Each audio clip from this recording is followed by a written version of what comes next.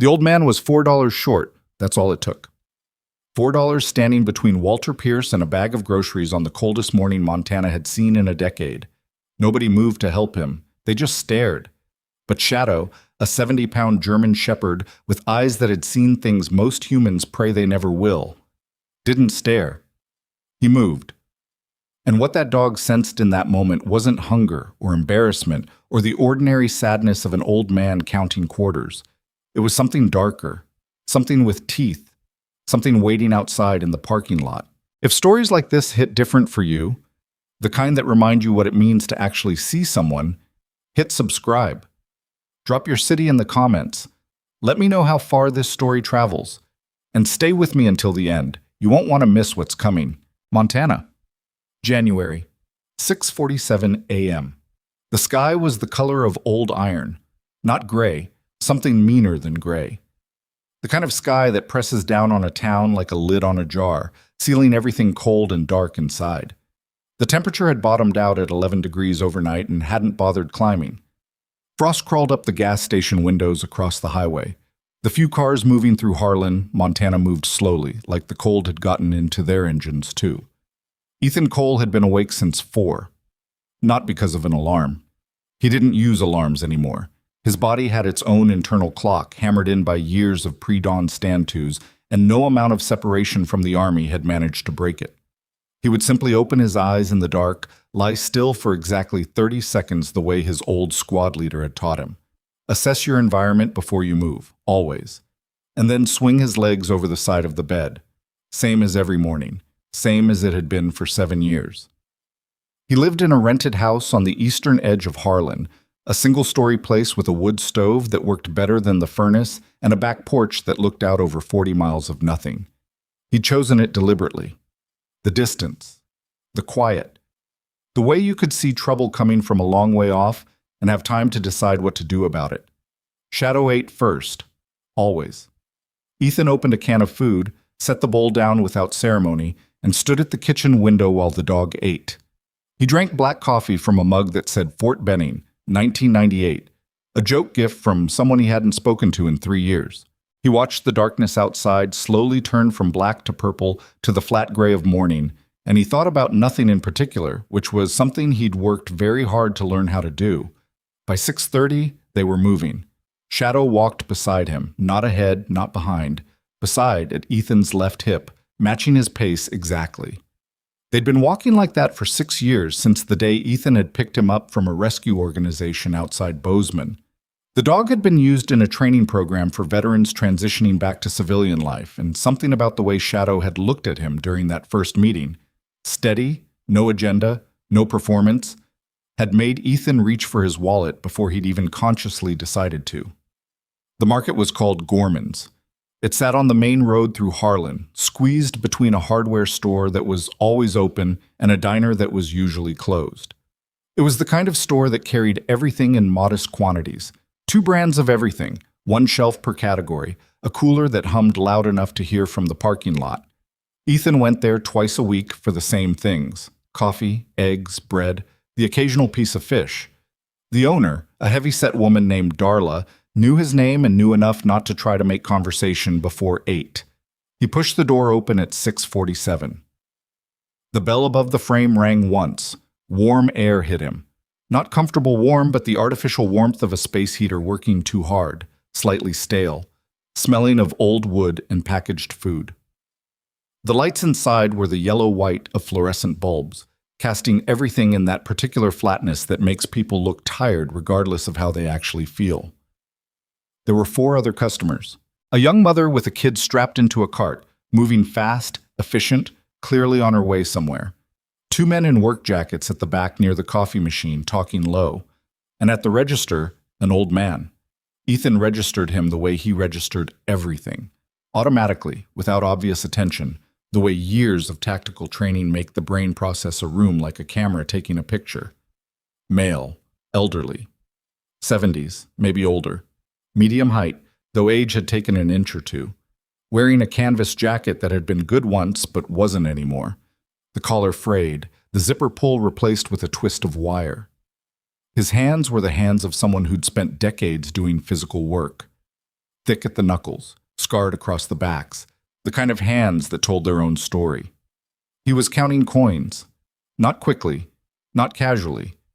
He was counting them the way you count when you're already worried about the answer. Slowly, deliberately, moving each coin from one side of his palm to the other. His lips moved slightly. His shoulders were drawn up toward his ears, the posture of a man bracing for something. Darla was at the register, and she wasn't being unkind. Ethan could see that. She wasn't tapping her fingers or sighing. But there was a line forming behind the old man, just two people, just two sets of eyes on his back, and that was enough. That was all it ever took. Ethan moved down the nearest aisle, keeping the register in his peripheral. He picked up a box of crackers he didn't need. Then Shadow stopped. Not gradually, not the way a dog stops to sniff something or gets distracted by a sound. Shadow stopped, mid-step, one paw still in the air, and shifted his attention across the store to the old man at the counter. Ethan had learned, over 6 years, to read Shadow's body like a second language. There was the stop that meant animal nearby. There was the stop that meant person approaching from behind. There was the posture for threat, chest forward, ears pinned, weight transferred to the front feet, the low-frequency hum in the chest that preceded a bark. This was none of those. Shadow's ears were forward, but soft at the tips. His weight was even. His tail was still, but not rigid. He was reading something, processing it, the way he sometimes did with people who were in pain. Ethan had seen it before, a few times, at the VA office in Bozeman, outside the church on Maple Street on a Sunday morning when someone had been crying in the parking lot. Shadow could hear a heartbeat change. He could smell cortisol. He could read the language of a body in distress in ways that no amount of training had ever fully explained to Ethan, and he'd stopped trying to explain it. The dog moved. Slowly, without drama, he crossed the aisle and walked to the old man's side. He didn't bark. He didn't press. He simply closed the distance and touched the back of the man's hand. Just the tip of his nose, just for a second. The old man flinched, then looked down. Something happened in his face. The bracing went out of his shoulders, just slightly, just enough for Ethan to notice. "Sir?" Ethan stepped up beside him. "Let me cover the difference." The old man looked at him. His eyes were blue, pale, washed-out blue, the color that eyes sometimes get with age. And they moved across Ethan's face in a quick, practiced way. Assessing. Not trusting, but considering. "I don't need charity," he said. His voice was even, not defensive, just a statement. "It's not charity," Ethan said. "My dog decided you were worth knowing. I generally trust his judgment." A beat. Something shifted in the old man's expression. Not quite a smile, but the closest relative of one. "That's a hell of a dog," he said. "Yes, sir." Ethan set a 5 on the counter. Darla made change without comment. The old man, Walter, Ethan would learn his name shortly, but not yet, picked up his bag. Small bag. 2 cans, a loaf of bread, a block of cheese wrapped in plastic. The weight of a week's worth of careful shopping. "Thank you," Walter said. He said it like someone who didn't say it often, and meant it more because of that. He turned toward the door, and that was when Ethan saw it.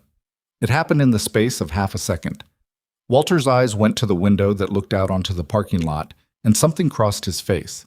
Something that Ethan recognized not because he'd seen it on this man's face before, but because he'd seen it on other faces, in other contexts, in places far from Montana. A compound expression. Awareness, recognition, suppression. The work of someone who'd learned to see a threat and immediately pretend they hadn't. Ethan turned his head slowly, following the line of Walter's gaze without making it obvious. In the parking lot, on the far side of a dark blue pickup, a man was standing, just standing, arms loose at his sides facing the store. He was wearing a heavy coat, collar up, and he wasn't doing anything in particular, not looking at his phone, not going to his truck, not heading inside. He was simply there, in the same way a weight is there, in the same way that pressure is there, shapeless and specific at the same time. Walter looked away from the window and moved to the door. Shadow looked at Ethan. Ethan looked at his dog. Outside, the cold hit like a wall. Ethan paused just past the threshold, pulling his jacket closed, using the motion to observe. The man by the truck hadn't moved. He wasn't looking at Walter directly. He was looking at nothing, the practiced middle-distance stare of someone who'd learned how to watch without appearing to watch. Ethan knew that stare. He'd worn it himself for years. Walter walked across the parking lot with his head down, moving in the direction of the side street that ran along the south end of the market. Not toward any car, on foot. The man by the truck waited. Then, when Walter reached the corner and turned, the man pushed off from the truck, unhurried, casual, and followed. Ethan counted to 5. Then he and Shadow moved. Harlan in January was quiet enough that following someone without being seen wasn't particularly difficult. The streets were half empty, the snow packed down to gray ice on the sidewalks, and the few people out were all moving fast, collars up, focused on getting from one warm place to another. Nobody was looking at anybody else. Ethan kept a full block back. Shadow stayed at his side, tail low, attention forward. They moved through 2 blocks of residential street. Small houses, frost on the rooftops, a dog barking somewhere behind a fence, and then into the older industrial edge of town, where the streets narrowed and the buildings changed character. A former feed store, a tire shop with its bay doors rolled down, a row of storage units that had seen better decades. Behind the storage units, there was a narrow alley formed by the units on one side and the back wall of an old maintenance building on the other. The ground was concrete under the snow, oil-stained from decades of machinery, and the walls on either side blocked the wind and the line of sight from the street. Ethan stopped at the corner of the storage units. He put his back to the corrugated metal wall and listened. 2 voices, one strained with age, one flat and deliberate. "You're late," the second voice said. Not loud, controlled. The tone of someone who had learned that volume was less effective than precision. "3rd time this month." "I know." Walter's voice, lower than it had been in the store. Smaller. "I've been trying. It's just, the pension doesn't come until the 15th, and I don't care about your pension." A pause. The sound of boots shifting on ice. "The arrangement was clear when we started," the man said. "You keep falling behind, and the people I work with start asking questions about why I'm carrying dead weight." "I'm not dead weight." A flash of something. Not anger exactly, but the memory of anger, the shape of it. "Then stop acting like it. Have it by Friday. All of it." "I can't have all of it by Friday, Ray. You know I can't." The name landed in Ethan's awareness like a pin dropped on a hard floor. Ray. He heard fabric move, quick, rough, and then Walter's voice compressed into something involuntary, a short sound of pain or shock, and Ethan was already moving before he made the conscious decision to. He came around the corner of the storage units at a controlled walk, not a run. Running broadcast urgency and removed options. He'd learned that a long time ago, in a context far more serious than a Montana alley, and it was the kind of knowledge that didn't leave you.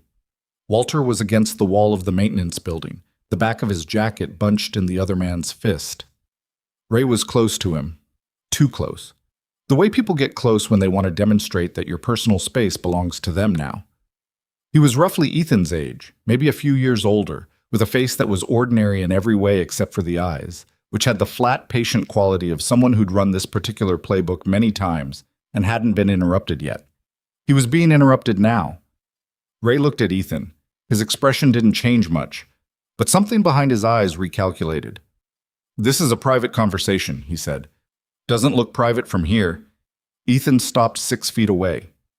Shadow stopped beside him, not growling, not posturing, just present, a fact. "Walk away." "Let him go first." Ray released Walter's jacket, not because he'd been told to, his expression made that clear, but because he was choosing the longer play. He stepped back and turned to face Ethan fully, which told Ethan something. This man wasn't impulsive. He was a planner, which meant he was more dangerous than someone who'd simply take a swing. "You don't know what's happening here," Ray said. "Old man owes you money," Ethan said. "You're here to remind him, in an alley, where nobody can see." He paused. "I know exactly what's happening here." Something flickered behind Ray's eyes. "You're making a mistake." "I've made bigger ones," Ethan said, "but this isn't one of them." The silence between them had texture, Ray looked at Shadow, then at Ethan's face, and did the math that people did when they were deciding whether a situation was worth escalating. Ethan kept his expression even, hands loose, breathing regular. The deliberate stillness of someone who wasn't performing calm, who actually was calm, was its own kind of message, and Ray received it. He pulled his jacket straight, a small gesture that meant something, reestablishing composure, reclaiming dignity. "We'll be talking again," he said to Walter. Not a threat, a schedule. Then he walked back toward the street, unhurried, and Ethan tracked him with peripheral vision until he turned the corner and disappeared. Walter slid down the wall slightly, not falling, but decompressing, the way a structure does when a load is removed. He pressed one hand against the concrete and breathed. "You shouldn't have done that," he said. "Probably," Ethan said. "He'll come back." "I know." Shadow had moved to Walter's side again. The old man looked down at the dog, and there was a long moment in which no one said anything, and the only sounds were the wind between the buildings and the distant noise of a truck somewhere on the main road. "Come on," Ethan said. "Let's get you home." Walter's house was 8 blocks from the market, a small bungalow on a dead-end street, the paint on the front steps chipped and the gutters pulling away from the roofline in one corner. The kind of house that had been well kept once and was being held together now by stubbornness rather than resources. Inside it was warm, just barely. A space heater in the corner worked at it. The furniture was old but clean, family photographs on the walls, some in color, some black and white. A bookshelf with paperbacks and a few hardcovers, titles Ethan didn't stop to read. On the kitchen table, a scatter of mail, envelopes with windows, the unmistakable shape of bills, and a yellow legal pad covered in numbers that didn't add up to anything good. On the far wall of the living room, half hidden by a bookshelf that had been pulled at an angle, a framed photograph. Military portrait. A young man in dress uniform squared away, the particular posture of someone who'd been told to stand straight and had taken the instructions seriously. Ethan stepped closer. The insignia on the collar, the unit patch on the shoulder. A different era. Vietnam-era uniform, the details slightly different from what he'd worn himself. But the shape of it, the meaning of it, was identical. He turned and looked at Walter, who was in the kitchen putting the bread away. "What branch?" Ethan asked. Walter appeared in the doorway. He looked at the photograph, then at Ethan. "Army," he said. "1st Cavalry Division, long time ago." "Not as long as it feels," Ethan said. Walter looked at him, really looked at him, for the first time since they'd left the alley. His eyes moved to the way Ethan was standing, the economy of his movement, the set of his jaw. "You too," Walter said. It wasn't a question. "Rangers, 3rd Battalion, out of Fort Benning, got out in 19. Walter was quiet for a moment. He moved to the kitchen counter and filled a glass of water, drank half of it. When he set it down, his hand was steadier than Ethan expected. "How long has he been coming around?" Ethan asked. Walter didn't answer immediately. "Walter." 8 months, the old man said finally.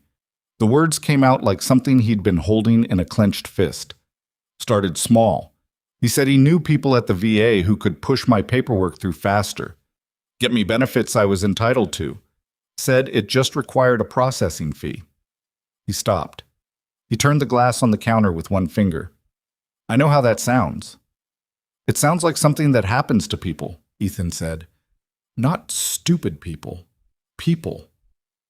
"I gave him $300 the first time." His voice flattened. "Then more. Then there was always a reason there was more. And then," he exhaled through his nose, "then I understood I'd made an error, but by then he had enough on me that I didn't know how to go backwards." Shadow had settled on the floor near Walter's feet. The old man looked down at him. "Your dog came to me in that store," Walter said. "I don't know why, I wasn't doing anything." "That's not how he sees it," Ethan said. "He saw a person carrying something heavy. That's enough for him." Outside, a car moved slowly down the dead-end street. Ethan tracked the sound without moving to the window. It slowed, then continued. Walter noticed. Is that him? Probably not. He's smarter than that. Ethan turned from the window. But we need to talk about what happens now, because this morning isn't where it ends. Walter nodded slowly. He pulled out a chair at the kitchen table and sat down heavily, like a man who'd been standing for a very long time. No, he said. I don't suppose it is. Later that night, alone in his truck parked 2 streets over, Ethan sat with Shadow in the dark and made 3 calls. The first to a man named Doyle who owed him a favor and had spent 12 years in military intelligence. The second to a woman named Carla, who ran a veterans outreach organization out of Missoula and knew every scam being run against elderly vets in the state. The third call was to a number he'd saved under a first name only, Maya. Maya Bennett picked up on the second ring. She always picked up on the second ring. Cole, she said. What'd you find? He laid it out in the compressed, factual way he'd been trained to report. Who, what, where, timeline, observed behaviors, stated information from the primary. No editorializing, no emotional color. When he finished, the line was quiet for 2 seconds. How long has this been running? Maya asked. He said 8 months, probably longer. These things are never one person, she said. Never one victim. I know. Another pause. Ethan could hear her moving. Footsteps, the sound of a chair, the click of a keyboard. Send me everything you have. I'll start pulling the thread. Then, Ethan. Yeah. Don't do anything tonight that I'll have to explain to someone tomorrow morning. I'm parked down the street, he said, just watching. That's what worries me, she said, and ended the call. Shadow put his head on Ethan's leg. Ethan left one hand on the dog's back, feeling the steady rise and fall of breathing. Outside, the temperature had dropped another 2 degrees. The street was empty, the houses were dark, and at the far end of the block, a slow-moving car with its headlights off made a U-turn at the dead end in front of Walter Pierce's house, then parked. The car sat at the end of the dead-end street for 4 minutes and 30 seconds. Ethan counted. He didn't move, didn't reach for his phone, didn't shift his weight in the seat. He'd learned, in places where counting seconds was the difference between a decision and a mistake, that stillness was its own form of action. Shadow had lifted his head when the car appeared, ears forward, reading the same thing Ethan was reading. Then the dog settled back down. Not because the threat was gone, because his person was calm, and that was enough instruction. The car was a late-model sedan, domestic, dark enough to be navy or black under the orange wash of the single working streetlight at the corner. The engine was running. Ethan could see the faint exhaust curl from the tailpipe in the frozen air. 2 people in the front seat, though the distance and the dark made it impossible to pull details. The driver hadn't turned the headlights back on, which told Ethan this was intentional positioning, not someone checking a map or waiting for a passenger. At 4 minutes and 30 seconds, the car pulled forward, lights still off, and rolled slowly out of the dead end and back to the main street. Then the headlights came on, and it was gone. Ethan sat for another 10 minutes before he started his truck. He drove home the long way, through the back streets, watching his mirrors. The roads were empty. The town had folded into itself for the night, shutters drawn, porch lights off. The particular silence of a small place that went to sleep early and didn't worry much about what moved around after dark. He was starting to worry about it enough for all of them. At home, he fed Shadow a second small meal. The dog had worked hard, emotionally, if not physically, and Ethan had always believed in paying debts promptly, and then stood at his kitchen counter and opened his laptop. The wood stove had taken the temperature up to something livable. He didn't notice it.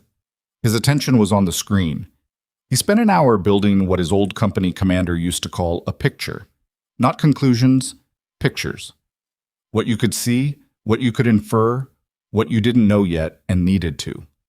Ray was a name without a last name attached. The dark pickup in the Gorman's parking lot was a vehicle without a plate, because Ethan hadn't gotten the angle in time. 8 months of payments from Walter, variable amounts, all presumably in cash, untraceable, which was not an accident. The VA assistance angle as an entry point, specific enough to be practiced, vague enough to be deniable. This was not one man running one con on one elderly veteran. The structure was too clean. The language Ray had used, the people I work with, well, was the casual disclosure of someone who'd stopped caring whether his victims understood the size of the thing they were caught in, because the size of it was itself a deterrent. You didn't fight something you couldn't see the edges of. That was the theory, anyway. It had worked on Walter for 8 months. Ethan closed the laptop at midnight. He lay down on top of his bed without undressing and stared at the ceiling until his body made the executive decision to sleep. He dreamed about a road in a country that wasn't Montana and woke up at 4 a.m. with his jaw clenched and both hands flat on the mattress. Same as every morning. He assessed his environment. He swung his legs over the side of the bed. Shadow was already awake, watching him from across the room. "I know," Ethan said. The dog stood up and stretched. By 7:30, Ethan was parked half a block from Walter's house, engine off, thermos of coffee in his hand, watching the street wake up with the gray reluctance of a January morning that hadn't decided yet whether it was going to be merely cold or genuinely punishing. A woman walked a small terrier past at 7:42. A postal truck turned around at the dead end at 8:07. A teenager on a bicycle appeared from one of the side yards and disappeared toward the main road without looking at anyone. At 8:19, Walter came out of his front door.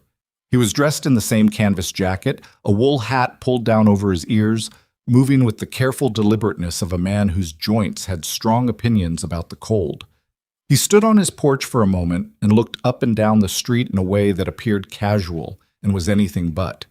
Then he walked down his steps and turned toward town.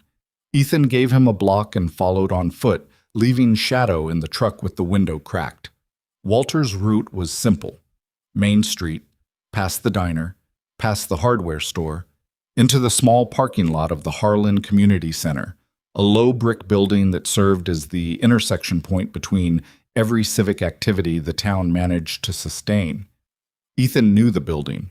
He'd been to a town hall meeting there once, 9 months ago, when a proposed cell tower had turned the otherwise placid population of Harlan into surprisingly passionate opponents. He didn't follow Walter inside. He found a position across the street with his coffee and his line of sight and waited. 20 minutes later, a white SUV pulled into the lot. The man who got out was not Ray. He was younger, mid-30s maybe, and dressed in a way that was calibrated to project a specific kind of authority. Good coat, unremarkable but expensive, the kind of boots that were practical enough not to look pretentious but cost $300. He carried a slim leather folder. He walked into the community center with the unhurried confidence of someone who had scheduled this meeting and was arriving on his own terms. Ethan photographed him with his phone. Distant shot, not great resolution, but enough to work with. He called Doyle. "You awake?" he asked when the call connected. "I've been awake since 5, Doyle said. He had the particular voice of a man who'd spent years talking on radios in loud environments and had never fully adjusted the volume back down. "My wife says I'm a menace. What do you need?" "I'm going to send you a photograph. Man, mid-30s, white SUV. I'll get the plate when he comes back out. I need to know who he is and whether he has any connection to veterans service organizations. VA contractors, elder care providers, anything in that space." A pause. The sound of Doyle eating something. "Montana?" "Yeah." "Give me a couple hours." Another pause. "This connected to that thing you called about last night?" "Probably." "Probably," Doyle repeated in a tone that meant definitely. "All right, send me the photo." The man in the good coat came back out of the community center 14 minutes later. Walter was not with him. He walked back to the white SUV, sat in it for 3 minutes, long enough for a call, and then drove out of the lot going north. Ethan got the plate. Walter emerged 2 minutes after that. He walked back toward the main street, and this time Ethan crossed and fell into step beside him. Walter didn't startle, which Ethan took as evidence of either sharp situational awareness or complete emotional exhaustion, possibly both. "Who was in the white SUV?" Ethan asked. Walter looked straight ahead. "You were watching." "Yes." "His name is Garrett Hollis," Walter said. "He's the one who first came to me, before Ray. He was polished, dressed nice. Said he worked for an organization called Veterans First Access. Said they helped former servicemen navigate the benefits system." He paused. "He had business cards." A website. Everything. And now? Now he comes to check on things. Make sure Ray's not having problems. He said it flatly, with the deadness of someone who'd already processed the humiliation of it and come out the other side into something harder. He's the one who runs it. Ray's just the one who shows up when things go wrong. Ethan absorbed this. What did he say to you just now? That I was being watched, that the man who helped me in the alley yesterday was noticed. Walter glanced at him sideways. He said, if I had outside parties interfering, the situation for me would become, he used the word complicated. Meaning they have paperwork, documents I signed. He was very careful not to say anything specific, but he made the shape of it very clear. Walter stopped walking. They were in front of the hardware store, and he turned to face Ethan directly. He's telling me that if this continues, they'll find a way to make it look like I was part of it. Ethan looked at him.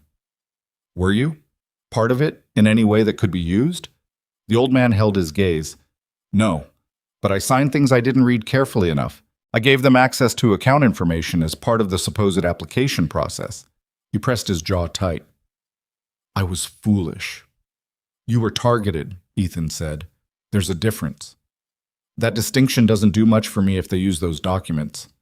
He wasn't wrong. Ethan said nothing, because saying something empty would have been worse than the silence, and Walter seemed like a man who could tell the difference. They stood outside the hardware store for a moment, the cold working at them both, a truck going past too fast on the main road and throwing up a little spray of gray slush. Go home, Ethan said finally. Lock your door. Don't answer if it's Ray or anyone you don't recognize. I'll call you this afternoon. Walter looked at him for a long moment. Why are you doing this? Ethan considered the question, not because he didn't have an answer, but because the honest answer wasn't simple, and Walter deserved something more than a phrase. Because someone should have done it 8 months ago, he said. Walter nodded slowly, turned and walked toward home. Ethan stood and watched until the old man turned his corner and was out of sight. Then he went back to his truck, got Shadow, and drove to the other end of town where a diner called Milligan's was just starting its second round of breakfast service. He ordered coffee and eggs and put his phone on the table and looked at what he knew. The structure was clearer now. Hollis was the front. Professional presentation, legitimate-looking paperwork, the initial point of contact that established false trust. Ray was the enforcement layer, personal, physical, designed to operate in spaces where there were no witnesses, and the victim was too ashamed or afraid to report. And there were documents, signed documents with Walter's information that could, in the wrong hands or in front of the wrong audience, be constructed into a counter-narrative. The veteran who knowingly participated, who had consented, who was making a claim now only because things had gone wrong. It was elegant, in the way that predatory things sometimes were. Ethan drank his coffee. It was bad coffee. He drank it anyway. Maya called at 9:47. I pulled the name Veterans First Access, she said, without preamble. It's registered as a nonprofit in Montana, filed 3 years ago. Address of record is a mail forwarding service in Missoula. The board of directors lists 4 names, all of which appear to be either inactive or fictitious. I'm still running that down. They have a functional website, it's professionally made, and they have a phone number that goes to voicemail. What about complaints? Nothing formal. 2 posts on an online forum for veterans' families, both more than a year old, both describing the same basic pattern. Initial contact from a representative offering benefits assistance, fees, escalating demands. Neither complaint was followed up by the poster. In one case, the post was deleted. Deliberately deleted? Can't say. Could be the person pulled it back themselves. Could be something else. Ethan turned his coffee cup on the table. How many people do you think they're running this on right now? Conservatively? A pause. Based on the operational overhead they'd need to sustain this structure, the website, the fake organization, the manpower for both Hollis and whoever Ray is, I'd say they need enough active victims to generate consistent cash flow. Maybe 15 to 20 at any given time, possibly more. These operations typically run on a churn model. They work a victim until either the money runs out or the pressure gets too high. Then they cut and replace. 15 to 20 people, 15 to 20 versions of Walter, sitting in small houses with unpaid bills on their kitchen tables, too proud or too frightened to tell anyone. I need to build enough to bring to someone official, Ethan said. Not just Walter's case, the pattern. That's going to take time and it's going to require people to talk, Maya said. These victims don't talk. That's the design. I know. Ethan. Her voice shifted slightly. Not softer, but more specific. What happened yesterday in that alley? Was it physical? Ray put his hands on Walter. Did Ray put his hands on you? No? Keep it that way for now, she said. If this gets messy before we have documentation, they'll use it. They'll make you the problem. He knew she was right. He didn't like it, which was also something he knew. They ended the call. His eggs arrived and he ate them without tasting them, watching the diner door out of habit, watching the parking lot through the window, cataloging the vehicles the way he'd cataloged rooms in other contexts. The plate on the white SUV came back to Doyle at 11:15. Doyle's call came in while Ethan was standing beside his truck in the diner parking lot, Shadow circling once in the snow before finding a spot he approved of. Vehicle is registered to a shell company called Clearfield Advisory Group, Doyle said. Incorporated in Delaware. Operational address in Missoula. Your guy Garrett Hollis. I found him. Born 1988. Grew up in Butte. 2 years at University of Montana before he dropped out. He's got a thin public footprint, which in my experience means either he's boring or he's careful. A beat. He's not boring. He has a prior. 2017 Cascade County. Fraud charges related to a home renovation scam. Pled down to a misdemeanor, paid restitution, no jail time. Another beat. And here's the interesting part. The restitution was paid by a third party. The court records show it was a legal entity called, Meridian Support Services, which, as far as I can tell, doesn't exist anymore. But it existed long enough to pay Hollis's way out of a conviction. Someone bought him a clean record, Ethan said. Someone invested in his future, Doyle said, which means Hollis isn't running this. He's running part of this. For someone else. Ethan leaned against the truck and looked at the sky, which had gone from iron gray to the slightly more optimistic color of dirty chalk. It had not warmed up. How deep does this go? He asked. I don't know yet, Doyle said.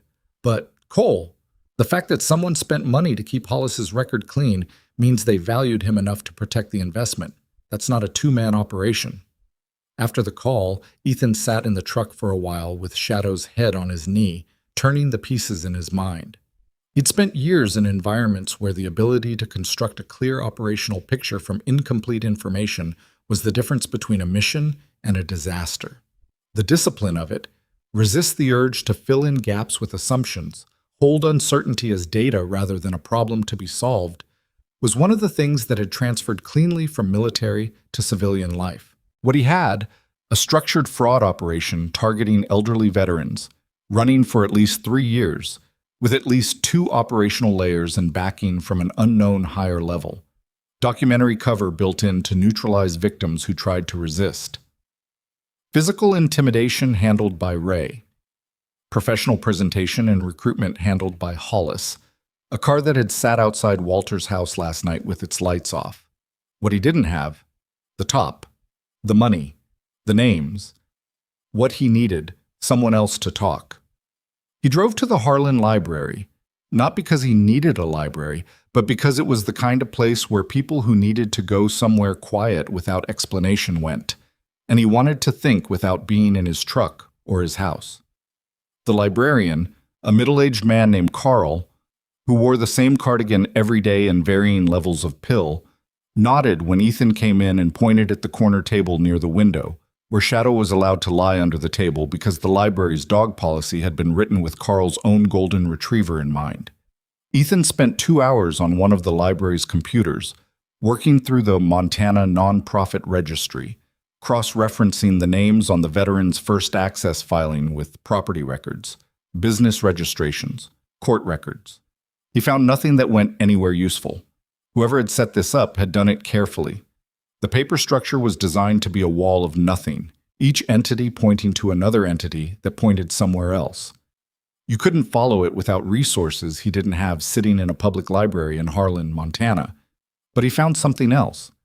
A name in the forum post that Maya had mentioned, the one that hadn't been deleted. The poster had referred to themselves only as VietVet_Flathead and had described the exact pattern. Initial contact from a professional-looking representative, promises of accelerated benefits, fees, escalating demands, and then intimidation when they tried to stop paying. The post was 14 months old. At the bottom, someone had replied with a single line. Same thing happened to my father-in-law in Billings. If you want to talk, here. The reply had been deleted, but the username of the person who'd posted it was still visible. MWells_MT. Ethan stared at that name for a long moment, took a photograph of the screen with his phone. He was walking back to his truck when his phone buzzed with a text from a number he didn't have saved. It was a photograph. The photograph was taken from a distance, telephoto, or a phone with a strong zoom. It showed Ethan's truck parked on the street outside Walter's house from the previous night. It was time-stamped 11:47 p.m. Below the photograph, one line of text. You should know when you're out of your depth. Ethan looked at the text for a long moment. The language was careful. Not a threat, technically. Nothing actionable. The photograph itself was not illegal. Everything about it was calibrated to deliver a message without providing evidence of a message being delivered. He forwarded it to Maya with a 3-word note. They're watching me. Her reply came back in under a minute. How do you feel about that? He thought about it. He typed back, focused. Then he got in the truck, and Shadow put his head on his knee again, and Ethan drove to the address he'd found in the property records for an individual named Martin Wells of Flathead County. Because MWells_MT was a starting point, and starting points were what you worked with when everything else was still in the dark. The drive to Flathead County was 3 hours north on roads that got progressively narrower and more committed to the idea that winter was a permanent condition. Shadow slept in the back seat. Ethan drove with the radio off, running the picture in his head, looking for the gaps, not trying to fill them. Martin Wells lived in a house outside a town called Highbridge that was small enough not to have its own gas station. The property was neat in the disciplined way of someone who'd maintained things alone for a long time. No one to share the work with, so you either kept up or you didn't, and Wells had kept up. Woodpiles stacked tight against the east wall, truck in the driveway, not new but clean. Porch light on at 2:30 in the afternoon because the clouds had come down low enough to steal the light. Ethan knocked.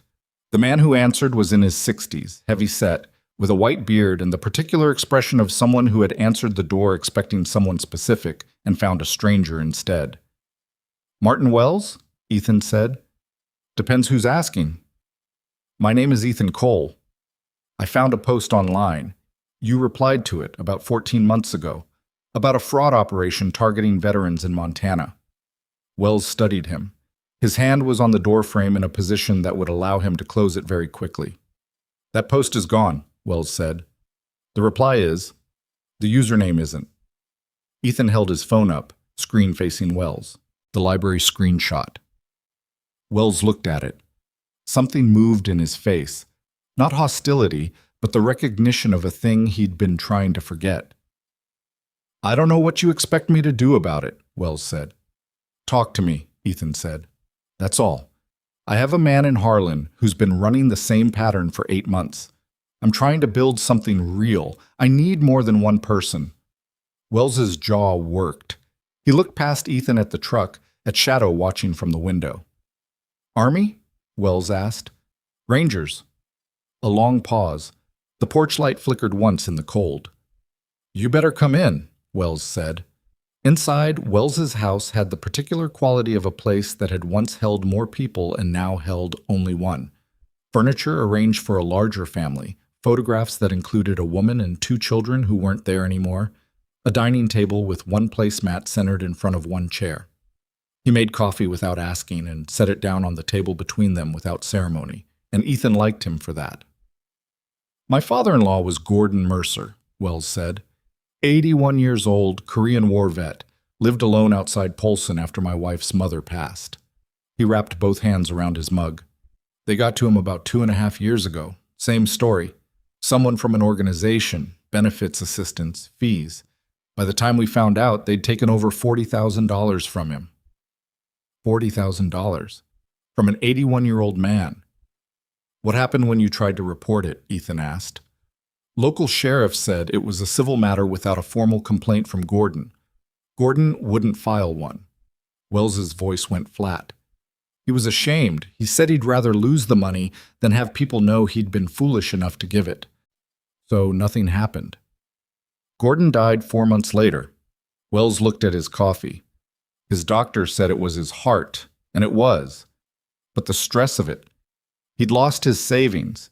He couldn't heat his house properly that winter. He stopped eating the way he should have. He stopped. Let the silence carry what he wasn't going to say directly. Ethan said nothing. I tried to find other people it happened to, Wells said. Posted on a few forums. Got one response before I was told, politely, by someone I couldn't identify, to stop posting about it. Told how? Wells stood up and went to a kitchen drawer. He came back with an envelope and set it on the table. Inside, a single printed page. The people you're looking for are better connected than you think. Stop asking questions about Veterans First Access, for your family's sake. Ethan looked at it without touching it. When did you get this? About 13 months ago? And you stopped. I've got 2 kids, Wells said, without apology or embarrassment. I stopped. He looked at Ethan across the table, directly, the way men who'd made peace with a decision they didn't entirely respect sometimes looked at someone who hadn't made it yet. You're not going to stop, are you? Wells said. It wasn't a question. No, Ethan said. Wells was quiet for a moment, then he reached across the table and tapped the envelope. Take it. I've had it long enough. On the drive back south with the envelope on the seat beside him and the darkness coming down early the way it did in Montana in January, Ethan's phone rang. Unknown number. He let it ring, then it rang again. He picked up. The voice on the other end was unhurried, educated. The particular cadence of someone who chose words the way other people chose tools. Precisely, with intent. Mr. Cole, the voice said, I think it's time we had a conversation about how far this goes before someone gets hurt. Ethan kept his eyes on the road. I'm listening, he said. The voice on the phone had the quality of someone who was used to being the last person to speak in any given room. Not loud, not aggressive, just certain, in the way that people are certain when they've arranged things so that certainty costs them nothing. I think it's time we had a conversation about how far this goes before someone gets hurt, the voice said again, slightly rephrasing, as if Ethan's silence had been a request for clarification rather than a tactical choice. Ethan watched the road. The headlights cut about 200 feet into the dark before the highway curved, and the dark won. Shadow had woken up in the back seat and was sitting upright, ears forward, reading something in Ethan's posture. You called me, Ethan said. So talk. A pause. Brief, not uncertain, just recalibrating. The pause of a man who'd expected a different opening. My name isn't important right now, the voice said. What's important is that you understand the situation you've inserted yourself into. You're a veteran. You have a record of service that commands respect. I mean that sincerely. But what you're doing, following people, driving to Flathead County, making calls to individuals with connections to federal investigative bodies, that's a thread that pulls in directions you haven't considered. How do you know where I've been today? Mr. Cole, almost patient. Please. Ethan kept his speed even, 62 miles per hour, the same speed he'd been doing for the last 40 minutes. He did not speed up. He did not slow down. What do you want? I want you to step back. Walk away from Walter Pierce's situation. Let the existing arrangements run their course. In exchange, I can make certain that the documentation that exists, documentation that could, in the wrong context, implicate Mr. Pierce in activities he'd find very difficult to explain, disappears permanently. He gets clean. You get clean. Everyone moves forward. Ethan let that sit for a moment. You're offering to stop blackmailing an 80-year-old veteran, Ethan said, in exchange for me not doing anything about the fact that you've been blackmailing him. Another pause, longer this time. That's a reductive reading of a complicated situation. It's the accurate one. Mr. Cole, I'm going to keep doing what I'm doing, Ethan said. And when I'm done doing it, the documentation you mentioned is going to be the least of your problems. So if there was something else you wanted to say it now. Otherwise, I'm going to hang up and keep driving. The silence on the other end lasted 4 full seconds. Ethan counted. You have no idea what you're reaching into, the voice said. The patience was still there, but something underneath it had shifted. A tectonic thing, barely perceptible, like the ground deciding what it was going to do before it did it. You'll understand that when it's too late to matter. The call ended. Ethan set the phone in the cup holder and drove.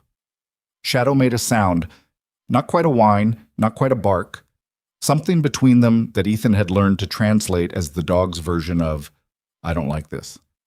I know, Ethan said. Me neither. He called Maya. Someone just called me, he said when she picked up. Unknown number. Offered to make Walter's paperwork disappear if I backed off.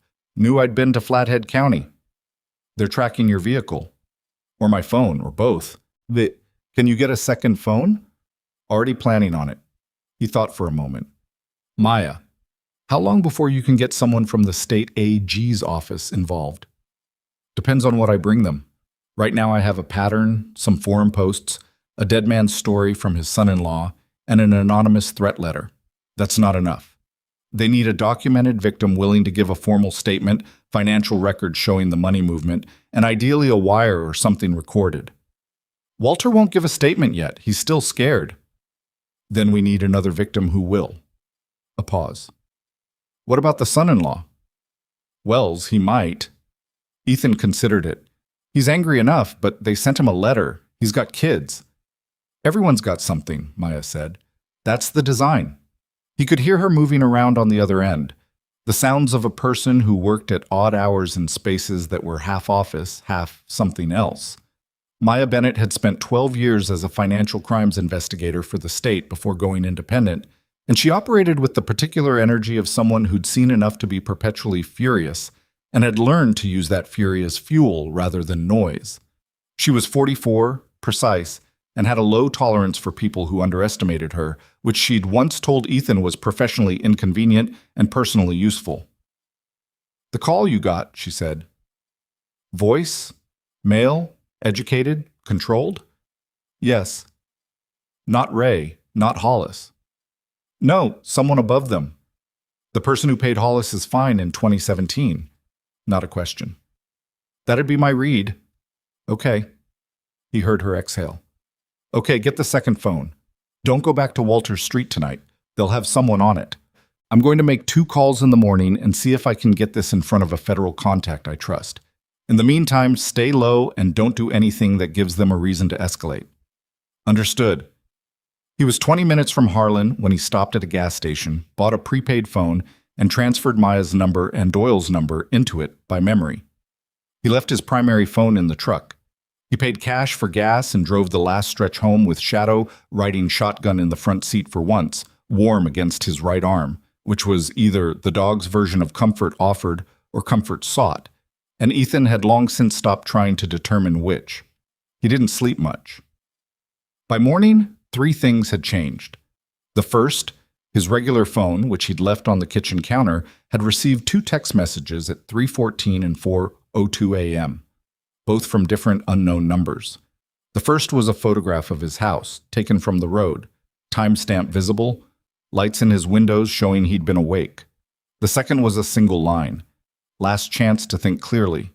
The second, Walter Pierce had called the prepaid number, which meant Maya had given it to him, which meant Maya had spoken to Walter, which meant something had happened that warranted the contact. The voicemail Walter left was 40 seconds long, and his voice in it was controlled in the effortful way of someone controlling it deliberately. They came to my door this morning, early. It wasn't Ray. It was a younger man I haven't seen before. He didn't say much. He just handed me an envelope and left. I haven't opened it yet. I thought you should know first. The third, Doyle had sent an email at 6 a.m. with 3 attachments and a message that read, "This is bigger than I thought. Call me when you're somewhere you trust." Ethan read the email twice, looked at the attachments, financial filings, a corporate registration document, and a photograph he didn't recognize yet, and then drove to a pullout on the highway 3 miles outside of town where the cell signal was unpredictable enough to make remote monitoring unreliable, and called Doyle on the prepaid. "Talk to me," he said. "Meridian Support Services, the company that paid Hollis's fine in 2017, Doyle said without preamble. He had the focused economy of someone who'd been up for hours organizing information for exactly this conversation. "I traced it through a chain of 3 shell companies. It terminates in a holding company registered in Nevada called Ashford Capital Group. Ashford has its fingerprints on 6 different nonprofits across Montana, Idaho, and Wyoming, all of them in the veterans services space. All of them with the same basic structure: legitimate-looking front, fees, escalating financial entanglement, intimidation when victims try to exit. 6 nonprofits," Ethan said, "at minimum. And here's the part that got my attention. Ashford Capital has a listed managing partner. His name is Dennis Cray. He's 61, lives in Billings, and he has a background that includes 12 years as a financial advisor, a civil suit in 2009 that was settled out of court, and here's the thing, 2 years as a contractor for a Veterans Benefits Coordination Program that was run through a congressional district office in the early 2000s. He worked inside the system, long enough to understand it from the inside, long enough to know exactly how to mimic it, what the paperwork looks like, what the process sounds like, how a legitimate organization would present itself to someone who wanted to believe it was real." Doyle paused. "Cole, if the 6 nonprofits are each running 15 to 20 active victims at an average of, let's say conservatively, $10,000 a year, the math on that is not small." Ethan did the math. It was not small. "The photograph you sent," he said. "The 3rd attachment." "Dennis Cray," Doyle said, "taken from his LinkedIn profile, which he's apparently arrogant enough to maintain. Gray hair, wire-rimmed glasses, the face of a man who coaches Little League and runs a shell company that steals from old soldiers." Ethan looked at the photograph on the prepaid screen. He'd never seen this man before. He memorized the face anyway, the particular set of the jaw, the way the eyes sat slightly deep, the practiced openness of the expression, the kind of face that was designed to be trusted. "Is he reachable?" Ethan asked. "He has an office in Billings, business address for a consulting firm called Cray Advisory Services, which is a real business, registered, tax-paying, entirely legitimate on its surface, designed to provide him with a professional identity that holds up to a basic background check." A pause. "Cole, I need to say something." "Say it." "This man has resources. He's been doing this for at least 7 years without being touched. That means he either has very good legal insulation or he has contacts in places that have been keeping this quiet. Maybe both. If you go at him directly, without official backing, he will use those resources against you, and he will do it in a way that is legal and devastating." Another pause. "I'm not telling you to stop. I'm telling you to be clear-eyed about what you're stepping into." "I know what I'm stepping into," Ethan said. "Do you?" The question sat there without malice. Just wait. "Yeah," Ethan said, "I do." He drove to Walter's house. Walter answered the door before Ethan knocked. He'd seen the truck coming, which meant he'd been watching the window, which meant the morning had already been a long one. He was dressed, his wool hat in his hands, turning it the way he'd turned that glass of water 2 days ago. Inside, the envelope was on the kitchen table, unopened, as promised. Ethan put on a latex glove from the first aid kit in his jacket pocket. Habit, old training, the preservation of evidence even when you weren't sure yet what kind of evidence you'd need, and opened it.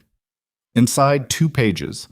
The first was a document that appeared to be a signed agreement between Walter Pierce and Veterans First Access, dated 11 months prior, in which Walter agreed to serve as a community referral partner in exchange for a fee.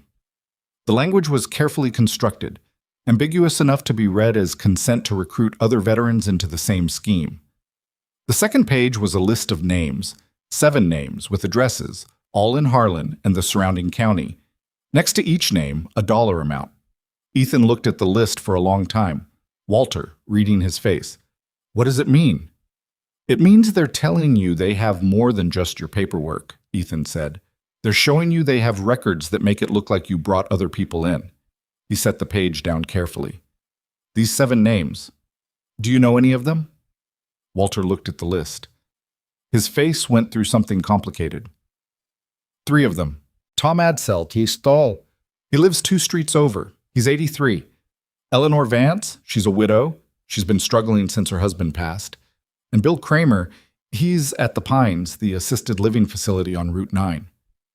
Did you ever talk to any of them about Veterans First Access? No. Flat. Absolute. Never. Then this is fabricated, Ethan said. Or they recruited these people independently and built a paper trail that puts your name on it retroactively. He looked at Walter. Either way, it's a message. They're showing you what they can build if you become a problem. Walter sat down in his kitchen chair. He put his hat on the table and looked at it. The morning light came through the window over the sink and fell across the left side of his face, and in it, he looked exactly his age, tired in the bone-deep way that went past sleep deprivation into something older and harder to name. What do we do? Walter asked. His voice was quiet. Not defeated, Walter Pierce had a spine made of something that didn't bend easily, but quiet. We get ahead of it, Ethan said. And to do that, I need you to do something that's going to be hard. Walter looked up. I need you to make a formal statement. Everything. From the first contact with Hollis, every payment, every interaction with Ray this morning, all of it. Dated, detailed, signed. Ethan held his gaze. I know what that costs you. I know what it feels like to put your name on something that says you were fooled. It feels like exactly what it is, Walter said. Yes, it does. Ethan didn't soften it. But without your statement, I'm a stranger who witnessed an altercation in an alley. With your statement, Maya Bennett can take this to the federal level. And at the federal level, the documentation they're using to threaten you becomes evidence of their operation, not yours. Walter was quiet for a long moment. Outside, a car went past on the street, and both of them registered it without moving. Those 7 names on that list, Walter said finally. Tom Adsell. Eleanor Vance. Yes, if they've been running this on those people too, they have been, Ethan said, or something very similar. Walter picked up his hat, put it down again. Then it's not just about me. It never was. Another silence. Then Walter stood up with the deliberateness of a man who's made a decision he knows he's going to have to live with, and went to the kitchen drawer where most people kept a pen. Tell me what to write, he said. They spent 90 minutes on the statement. Ethan guided the structure, chronological, specific, no editorializing, factual language throughout. And Walter wrote it in his own hand, which was important, in the slow and careful script of someone who'd been taught penmanship before the world stopped caring about it. 3 pages. Every date he could remember, every amount, every specific phrase that Ray or Hollis had used that he could recall verbatim. The morning's envelope, described and documented. At the bottom, Walter signed his name in full, Walter James Pierce, with his service number written beneath it from memory, a habit from decades ago that he probably didn't even notice. Ethan photographed every page with the prepaid phone and sent them to Maya. She called back in 11 minutes. This is enough to open a door, she said. It's not enough to close one, but it gets me in the room. A pause. I'm calling my contact at the FBI field office in Great Falls this afternoon. Don't let Walter leave town. Don't make any contact with Hollis or Ray or anyone connected to this. And Ethan, I need whatever Doyle found, all of it, formatted and sent to me by end of day. Done. One more thing. The names on that list they gave Walter, the other victims. If even one of those people will talk. I know, Ethan said. I'm working on it. He left Walter's house at noon with the original document sealed in a Ziploc bag from Walter's kitchen. He drove to Tom Adsell's address first. The house was one of those small ranches that post-war America had built by the thousand. Practical, unornamented, sized for a family that had since grown and left. Tom Adsell answered the door in a flannel shirt and slippers, a man in his mid-80s with hearing aids in both ears and the wariness of someone who'd received enough unwanted visitors to be suspicious of any kind. Mr. Adsell, Ethan said. My name is Ethan Cole. I live here in Harlan. I'm not trying to sell you anything or take anything from you. I'm trying to help a friend of yours, and I think I might be able to help you too, if you'll give me 10 minutes. Adsell studied him, then looked at Shadow, who was sitting politely at Ethan's left side. That's a fine dog, Adsell said. Yes, sir. 10 minutes, Adsell said, and stepped back from the door. Inside, the conversation started the same way every difficult conversation started. Slowly, with resistance, with the careful self-protection of someone who'd been burned before. But when Ethan mentioned Veterans First Access, not leading, just the name, dropped into the middle of a sentence like a stone into still water. Adsell's face did something immediate and involuntary, the kind of reaction that the body produces before the mind can edit it. Where did you hear that name? Adsell said. From someone else they've been running this on, Ethan said. Right here in Harlan. Adsell sat very still, his hands, resting on his knees, tightened slightly. How many people? He asked. More than you and more than my friend, Ethan said. Across 3 states from what we know. Probably more that we haven't found yet. Adsell looked at the window. Outside, the street was ordinary. A neighbor walking a dog, a kid on a bicycle going past too fast. I gave them $22,000, Adsell said. He said it like a confession. Not ashamed exactly, but with the specific weight of a number that had cost him something beyond money. Over about 10 months. I kept telling myself the next payment would be the last one, that the paperwork would come through and I'd get the benefits and it would all balance out. He stopped. My wife doesn't know. She thinks the savings account is fine. You can tell her, Ethan said. Or you don't have to. But I need to know if you're willing to make a statement about the contact, the payments, everything. Adsell looked at him. Will it matter? It already has, Ethan said. And it'll matter more with your name on it. At 2:15, Ethan's regular phone rang. He'd brought it with him and kept it in the truck. He looked at the screen. Ray's number, the same number Walter had saved and shared with him the previous day. He picked it up. You've been busy, Ray said. His voice was different from the previous encounters, less controlled, a hairline crack in the flatness. Going to see Adsell. That's not smart. Ethan said nothing. I'm going to give you one more opportunity to understand what's in your best interest, Ray said, because right now you're still someone who made a bad decision that can be walked back. In about 6 hours, you're going to be someone who made a series of decisions that can't. 6 hours, Ethan said. Why 6 hours? Silence, which told him the 6 hours was not arbitrary. What happens in 6 hours, Ray? Step back, Cole. This is the last time I'm going to say it like this. You're not going to say it again at all, Ethan said. Because in 6 hours, or 5.5, or whenever this plays out, the person you work for is going to have considerably more to worry about than whether I stepped back. He ended the call. He called Maya immediately on the prepaid. Something happens in 6 hours. They have a timeline for something. I don't know what. 6 hours from now is 8 p.m., Maya said. He heard her moving fast. If they're planning to move documentation or pressure Walter into signing something before this blows up, or move money, Ethan said. Doyle mentioned the financial structure. If they know a federal contact is being made, they might be looking to liquidate or transfer before anyone can freeze assets. I need to move up my call to Great Falls, Maya said. Can you get to Walter right now? 15 minutes. Go. And Ethan, call Doyle. Tell him to pull everything he has on Ashford Capital's financial activity in the last 48 hours. Anything moving, any transfers, any activity at all. He was already in the truck, Shadow in the passenger seat before she finished the sentence. The drive to Walter's house was 6 minutes. He pushed it to 4. He knocked twice and went in when Walter opened the door. Not rudely, but without the usual pause, which Walter read correctly and didn't comment on. Something's happening tonight, Ethan said. I don't know exactly what yet. You need to not be here. Walter looked at him steadily. Where am I supposed to go? Is there anyone you trust? Family? Old friend? Anyone nearby? Walter thought for exactly 2 seconds. My daughter. She's in Bozeman. We haven't spoken much these last 2 years. She doesn't know about any of this.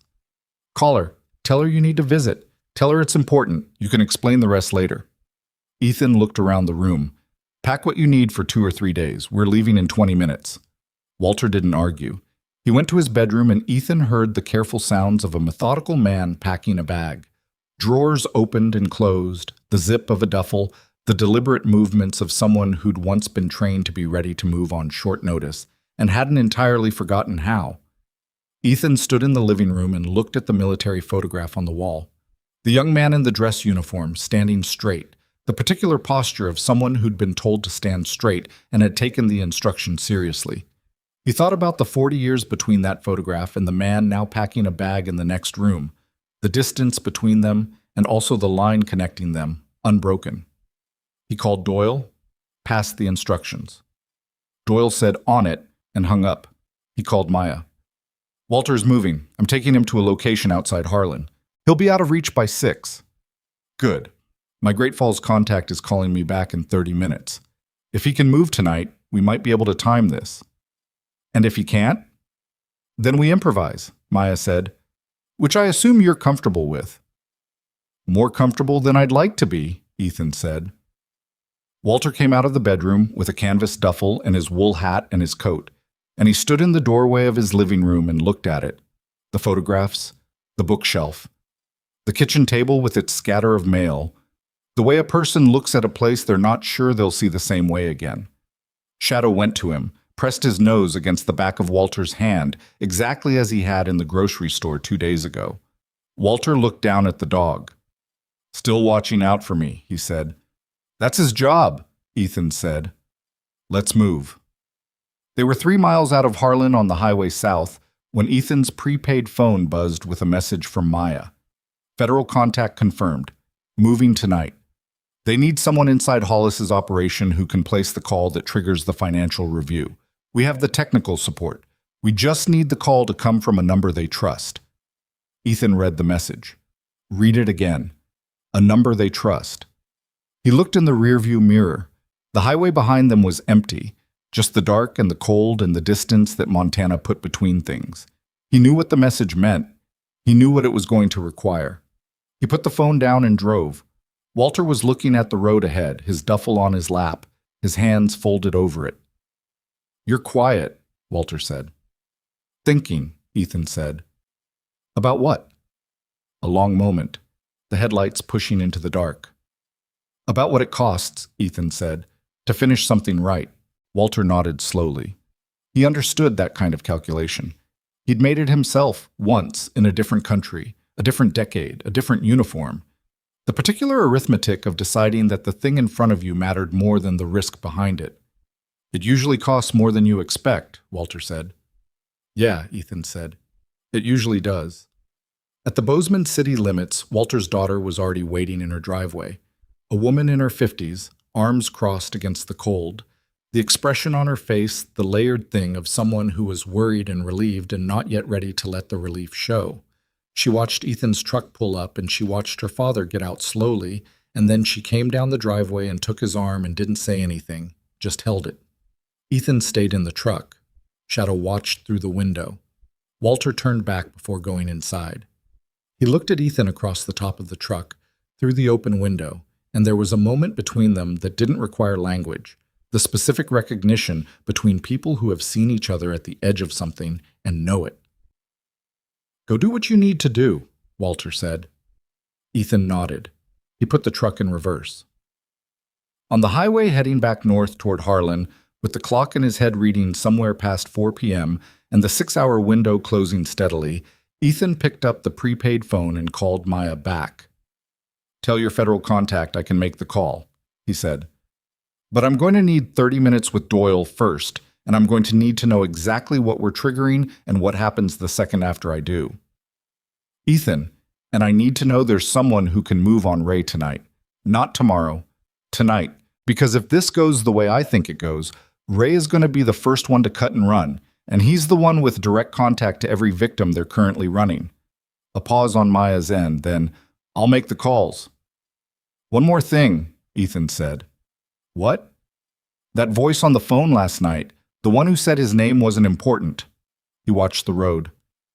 "I need to know if Dennis Cray is in Billings tonight or if he's moved. A longer pause. Why? Maya asked carefully. Ethan took a breath, let it out through his nose. Because if he's moved, Ethan said, then he already knows what's coming. And if he already knows what's coming, everything changes. The silence on the line had weight.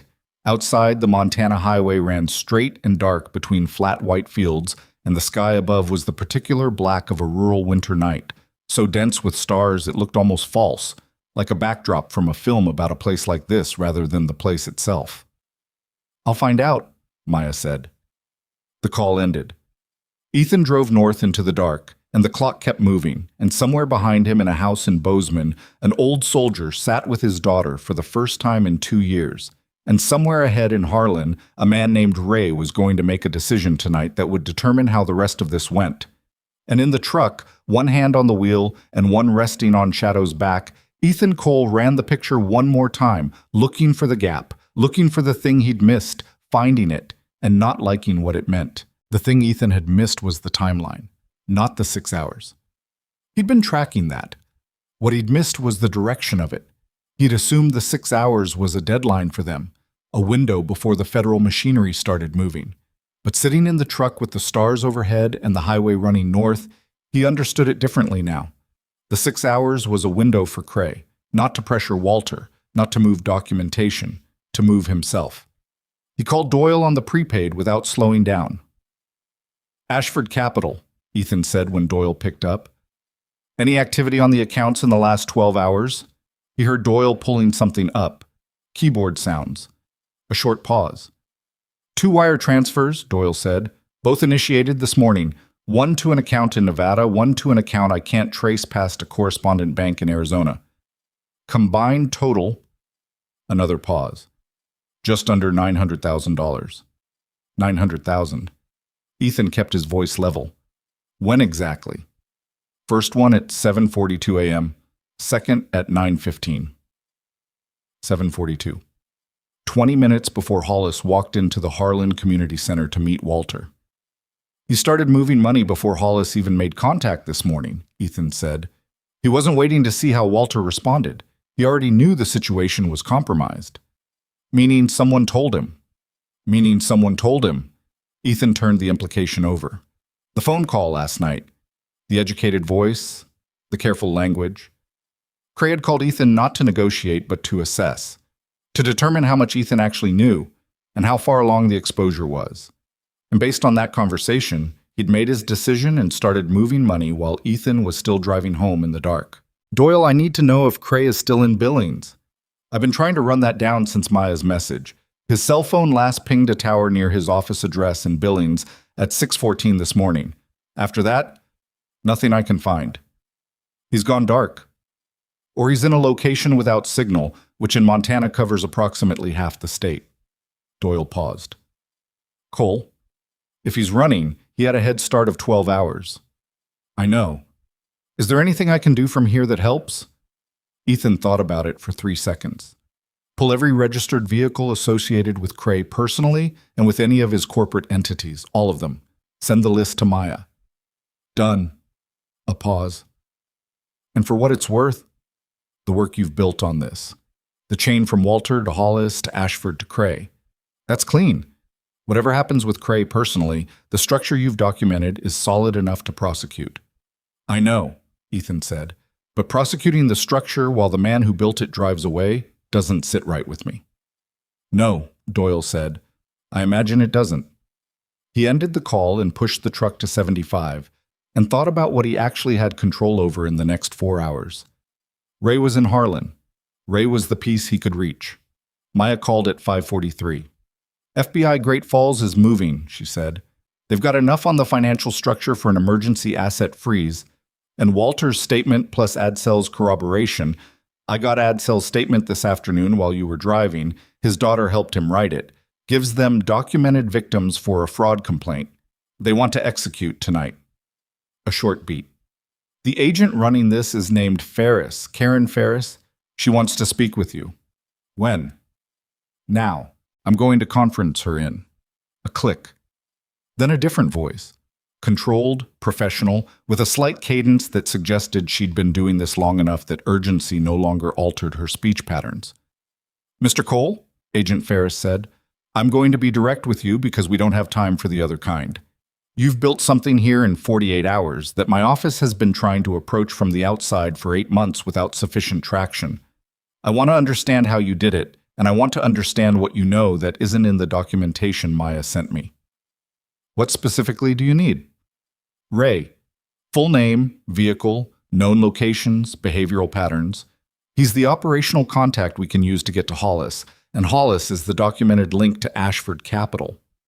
"Ray's full name is Raymond Dexter," Ethan said. He'd gotten it from Walter that morning. Ray had made the mistake once of leaving a voicemail from his personal number, and Walter had looked it up. He drives a dark blue Ford F25. "Oh, I don't have the plate. He operates out of Harlan, but I don't know where he lives. Behaviorally, he works alone, he's disciplined, not impulsive, and he will cut contact with everyone the moment he perceives the situation is past the point of management, which means if he doesn't already know you're moving tonight, he will within the hour." "How?" "Because he's monitoring. The car outside Walter's house 2 nights ago. They have someone local doing eyes on. The moment that person sees anything they don't recognize, Ray gets a call." A brief pause. "Can you get me an address for Dexter?" "I can try," Ethan said. "Give me 40 minutes. "You have 30, Ferris said. "After that, we're moving regardless." The call dropped off. Maya stayed on. "Ethan, I know," he said. "I need you to be clear on something. Whatever you find in the next 30 minutes, you pass to Ferris and you step back. This is federal now. If you put yourself in the field tonight, anything you touch becomes a complication for the prosecution." He said nothing. "Ethan." "I hear you, Maya." She knew what that meant, which was not the same as agreement. She also knew, probably, that she'd said what she could say. He called Doyle again. "Raymond Dexter, Harlan, Montana, or surrounding county. Whatever you can find in the next 20 minutes. "Running it," Doyle said immediately, which meant he'd already been pulling threads while waiting for the question. Ethan pulled off the highway at a turnout and killed the headlights and sat in the dark with Shadow and waited. And 23 minutes later, Doyle called back with an address on a rural route 6 miles east of Harlan, a rental property, tenant listed under a variation of the name, a detail that Doyle had caught by running phonetic variants and cross-referencing with utility account addresses. Ethan sent the address to Maya with a single line. "For Ferris." Then he sat in the dark for a moment. Shadow was watching him. "I know," Ethan said. He drove to Harlan, not to the rural route address. That was Ferris's work now, and he'd meant what he'd implied to Maya, which was that he wasn't going to compromise a federal prosecution by inserting himself into an arrest. He wasn't impulsive. He wasn't angry in the way that made men do stupid things. He was something colder and more precise than anger. He was the version of himself that showed up when there was still a problem and no one had solved it yet. The problem was Garrett Hollis. Not because Hollis was the top, he wasn't, but because Hollis had been in that community center with Walter that morning, and Hollis had the files, the paperwork, the signed documents that constituted the fabricated evidence against every victim on that list. If Hollis ran or destroyed those files before Ferris's people got to them, the documentary evidence against the victims, the counter-narrative Cray had built as insurance, survived, and it would survive in a form that could still be used to discredit the people who'd come forward. Ethan knew where Hollis had been operating out of. During the library session the previous day, he'd found a lease registration for office space in a building on the north end of Harlan's main street. Small commercial space registered under a business name that was a subsidiary of Veterans First Access.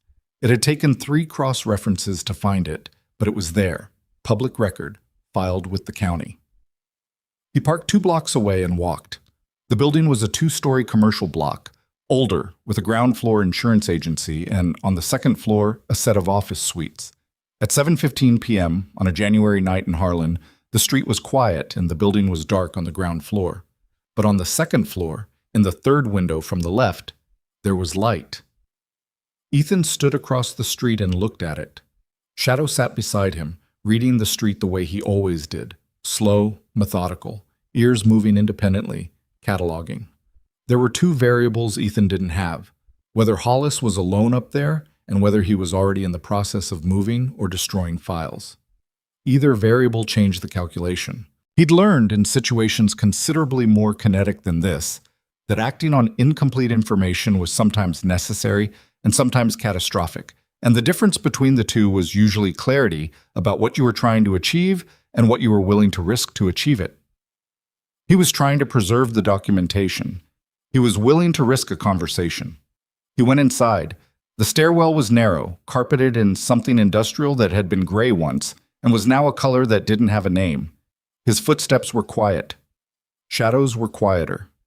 They went up in the particular order they'd developed over years of navigating spaces together. Ethan moving, Shadow half a step behind and offset right, the positioning of a working dog who understood angles. The third door on the left had light under it. Ethan knocked. A silence on the other side. Then movement. Quick, the sound of a chair, papers, something sliding. "Who is it?" Hollis's voice. Controlled, but the control was being applied to something that was trying not to be controlled. "My name is Ethan Cole," Ethan said. "I'd like to talk to you before you make a decision you can't reverse." A longer silence. "I don't know who you are," Hollis said. "Yes, you do. Open the door." The silence stretched. Ethan waited. He was good at waiting. On the other side of the door, he could hear Hollis's breathing, that slightly accelerated quality of someone working through options and finding them all insufficient. The door opened. Hollis looked older than his photograph from the LinkedIn profile. The good coat was on a hook by the desk. He was in shirt sleeves, and the shirt was rumpled in a way that suggested he'd been here for hours. His eyes went to Ethan, then to Shadow, then back to Ethan. The office was small. A desk, a laptop open on it, two filing cabinets, a printer. On the desk beside the laptop, a cardboard box half filled with files. Hollis had been packing.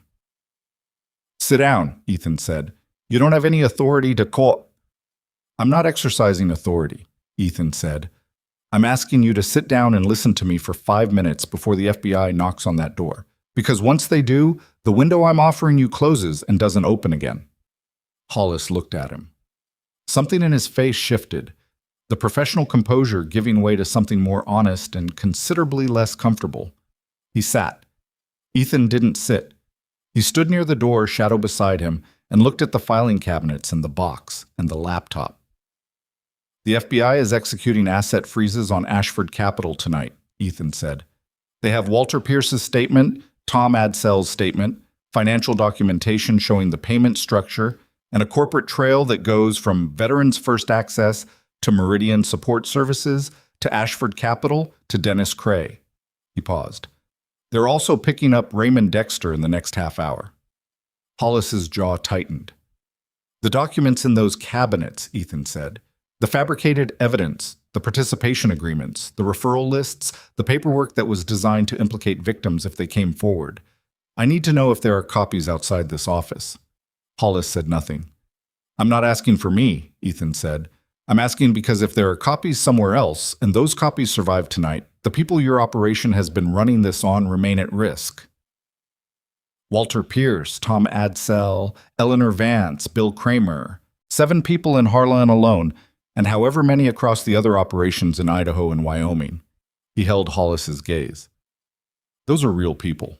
Some of them are sick, some of them are alone, some of them can't afford to have this follow them for the rest of their lives." "I'm not responsible for—" Hollis started. "You designed the paperwork," Ethan said. Not loud, just accurate. The silence that followed was the kind that meant something had landed. Hollis looked at the filing cabinets. He pressed his hands flat on his knees. He was the kind of man who had gotten very good at not showing what he was thinking, but there are limits to that skill, and he was at them. "There's a server," he said finally, "off-site. Cray controls it." A pause. "I don't have the access credentials. He keeps those himself." "Where's the server?" "I don't know the physical location. It's remote access only." Ethan looked at him. "Is that the truth?" "Yes."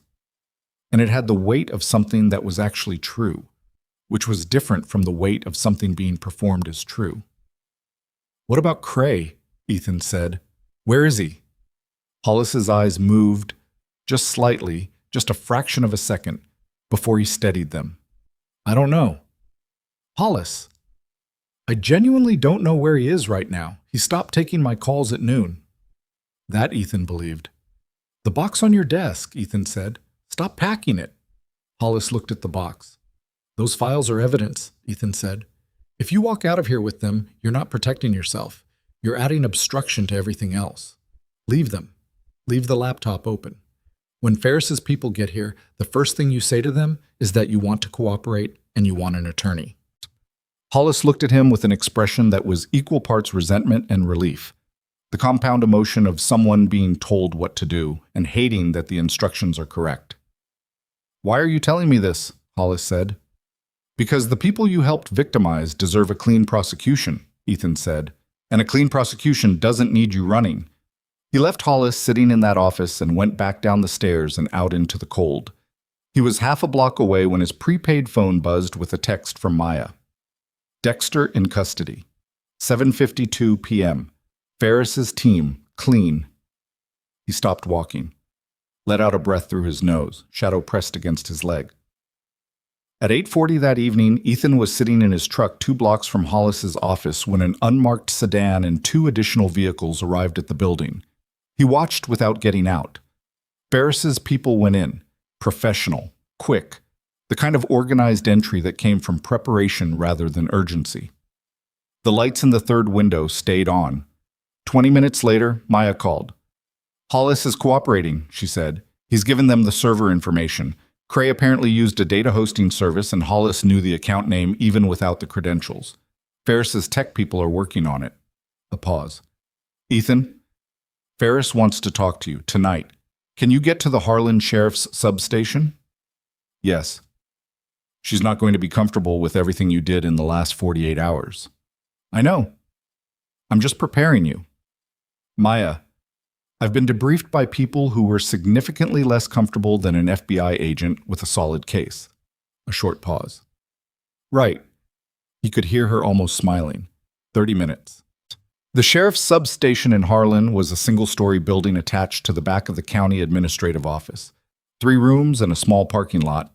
The kind of space that served a town that rarely needed more. At 9:15, it was more occupied than it had probably ever been. 2 vehicles Ethan didn't recognize, a third with federal plates, and a woman standing outside the entrance who had the posture of someone who'd been running on coffee and adrenaline since before dawn and had made her peace with it. Karen Ferris was 40-something, medium height, with short dark hair going gray at the temples, and eyes that performed a rapid assessment of Ethan the moment he stepped out of the truck. Not unfriendly, but thorough, the look of someone who categorized people quickly and revised rarely. Shadow walked beside Ethan, and Ferris looked at the dog and said nothing. Inside, they sat across from each other at a small table in one of the rooms, a recorder on the table between them. Ferris had a yellow legal pad, half filled with notes in a small, dense hand. Before we start, Ferris said, I want to be clear about something. What you did in the last 48 hours was, in several respects, outside any legal authority. You followed individuals without authorization. You conducted what amounts to witness interviews in an active investigation. There was no active investigation, Ethan said. Not in Harlan, not on Walter Pierce. There was one in Billings that was adjacent to... I didn't know about the Billings investigation, Ethan said. And with respect, if it had been moving, Walter Pierce would still be paying Ray Dexter out of a grocery budget he can't afford. Ferris looked at him for a moment. Her expression didn't change exactly, but something in it reconfigured. That's fair, she said. But I need you to understand that in going forward, everything you touched has to be documented and disclosed, because defense attorneys are going to look at your involvement and they're going to use it if they can. I know how that works, Ethan said. Do you? Not confrontational, genuinely assessing. I spent 7 years in a unit that operated in contested legal environments, Ethan said. Evidence chain, documentation, chain of custody. Yes, I know how it works. Ferris looked at him. What unit? 3rd Ranger Battalion. A beat. Something shifted in her face. Not admiration, but a recalibration of the category she'd put him in. All right, she said. Then you understand why I need everything. Every contact, every conversation, every location you visited, and in what order, starting from the moment you walked into Gorman's Market. They went for 90 minutes. Ethan gave her everything in the compressed, chronological, non-editorialized format he'd been trained to use for AARs, after-action reports, going back 15 years. Contacts, timelines, specific language used in conversations he could recall verbatim, approximate language for the rest. The prepaid phone, which he turned over. The envelope from Walter's door, which he'd kept in the Ziploc bag. The drive to Flathead County and the conversation with Wells, the library photographs and the screen capture of the forum post. All of it. Ferris took notes without comment, occasionally asking a clarifying question, her pen moving steadily. When he finished, she sat back. "The phone call," she said, the educated voice. "Last night. Is there anything in the pattern of language, word choice, regional markers, vocabulary level, that you'd be confident of if you heard it again?" "Yes," Ethan said. "I'm going to have someone from our linguistics unit listen to your description and prepare a profile," she said. "If Cray is in the wind, voice identification is going to matter." "Where are you on Cray?" Ferris's expression shifted. The small, controlled shift of someone releasing information at the boundary of what they've decided to share. "We have a BOLO on his registered vehicles," she said. "His passport has not been flagged at any international crossing as of 2 hours ago. His credit cards have not been used since yesterday morning." She paused. "We believe he's still in Montana." Because a man who's been running a 7-year operation doesn't run to Mexico with $900,000 when he could stay dark for a week, let the legal situation clarify, and negotiate from a position of information. She looked at Ethan. He's watching, waiting to see how complete the case against him is before he decides whether to run or to lay her up and fight it. Ethan thought about the voice on the phone, the patience in it, the sense of someone who'd arrange things so that certainty cost them nothing. "Then he'll move when he knows," Ethan said. "Yes. And the server, the files on the victims. We have a court order for the data. The hosting service is cooperating. We should have access within 24 hours. A pause. "Mr. Cole, the documentation your operation used against these people, we're going to get it. It will not be used against them. I want you to be able to tell Walter Pierce that." "He'll want to hear it from you," Ethan said. "He will," Ferris said. "I'll make sure of it." Outside, it had started snowing, the light, dry kind that didn't accumulate fast but changed the quality of the dark, made it softer and closer. Ethan stood beside his truck and looked at the substation windows and breathed the cold air. Maya was inside still, talking to Ferris's team. He told her he'd wait. Shadow sat beside him in the snow, unbothered by the temperature, watching the parking lot with the steady attention that was his default mode. Ethan thought about what Ferris had said about Cray. Watching and waiting. The patience of someone with options, even cornered ones. He thought about the voice on the phone. You have no idea what you're reaching into. And he thought about the thing that was still bothering him. The thing that had been sitting at the edge of his attention since Doyle had said someone invested in his future. The person who'd paid Hollis's fine in 2017, who'd built a clean record for a man who'd run a renovation scam in Cascade County, who'd seen something in Garrett Hollis worth protecting. That level of foresight, that level of institutional knowledge about how to build an operation that could sustain itself for 7 years across 3 states without triggering a formal investigation. Cray had worked inside the Veterans Benefit System for 2 years in the early 2000s. He understood it, but that was old knowledge. The specific vulnerabilities he'd been exploiting, the documentation gaps, the ways that elderly veterans interacted with bureaucratic processes, the pressure points, those required updated information, current information. Someone was feeding him, not a partner, a source. Someone inside the system, currently, who had access to veterans' benefit claim statuses, personal information, vulnerability profiles. Someone who could tell Cray which veterans were isolated, which ones were behind on claims, which ones were the right targets. He hadn't put this in the debrief because it was inference, not evidence, but it sat in his chest like something unresolved. He took out the prepaid phone and called Doyle. "One more thing," Ethan said. The original contact, Hollis's initial approach to Walter and the other victims. How specific was the information he had going in? Too specific to be cold outreach? Doyle was quiet for a moment. You're thinking there's a data source. I'm thinking that you don't walk into an 80-year-old man's life and know exactly which benefits he's waiting on, what the status of his application is, and how much he's expecting to receive unless someone told you. VA database, Doyle said, or a contractor with access to it. Or an employee, Ethan said. Someone on salary who wouldn't appear in any of the corporate filings, who's been feeding claim information to Cray's operation for years. A long pause. That's a federal charge on top of federal charges, Doyle said. Yes, Ethan said. I'll look at it, Doyle said. But Cole, that's going to take longer than tonight. I know. Ethan looked at the snow. Just look at it. He put the phone in his pocket. Maya came out of the substation 20 minutes later, pulling her coat closed, her expression carrying the particular exhaustion of someone who'd been carrying a weight for a long time and had just begun to put it down. She stood beside him without speaking for a moment. Ferris is good, she said eventually. Yeah, Ethan said. She's going to want you available for the next 2 weeks. Depositions, identification, the works. I know. Maya looked at him sideways. You're thinking about Cray. I'm thinking about a lot of things. You got him, she said. The case is built.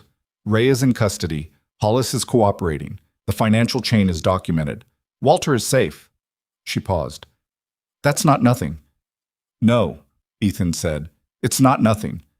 But it also wasn't everything, and she knew that, and she didn't press it. The snow kept falling, light and indifferent, and Shadow stood up from where he'd been sitting and shook himself once and leaned against Ethan's leg. And Ethan left his hand on the dog's back and looked at the dark beyond the parking lot lights. Somewhere out there, a man with a careful voice and 7 years of practice at being untouchable was watching and waiting. And Ethan was still running the picture, looking for the gap, not finding it yet, but not done looking. The gap found him at 2:17 in the morning. He was at his kitchen table with the wood stove working and a cup of cold coffee beside the laptop, running through the documents Doyle had sent over.